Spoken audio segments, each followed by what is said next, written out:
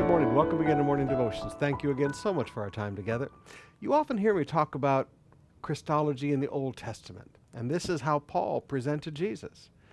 And so when you begin to talk about Jesus as Melchizedek in Hebrews and Genesis, Paul just opened up the Old Testament and shows us Jesus from Genesis to Malachi.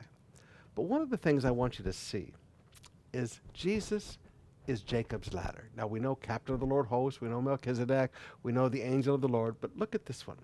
Beginning in verse 10 of Genesis 28. Meanwhile, Jacob left Beersheba and traveled toward Haran. At sundown, he arrived at a good place to set up camp and stopped there for the night. Jacob found a stone to rest his head against and lay down to sleep. As he slept, he dreamed of a stairway that reached from the earth up to heaven. And he saw the angels of God going up and down the stairway. At the top of the stairway stood the Lord, and he said, I am the Lord, the God of your grandfather Abraham and the God of your father Isaac.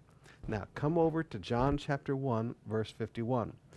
Jesus said, I tell you the truth, you shall see heaven open, and the angels of God ascending and descending on the Son of Man. On the Son of Man. Jesus is the ladder.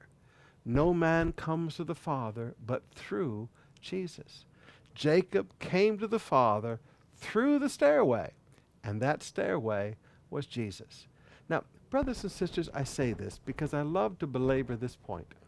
The method of salvation from Genesis to Revelation is salvation by faith in Jesus Christ. Whether it's Abraham, Isaac, or Jacob, they were saved by having faith in the promise to come.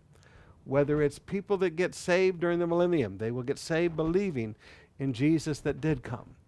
Now, brothers and sisters, there's only one way to the Father. Jesus said, I am the way, the truth, and the life.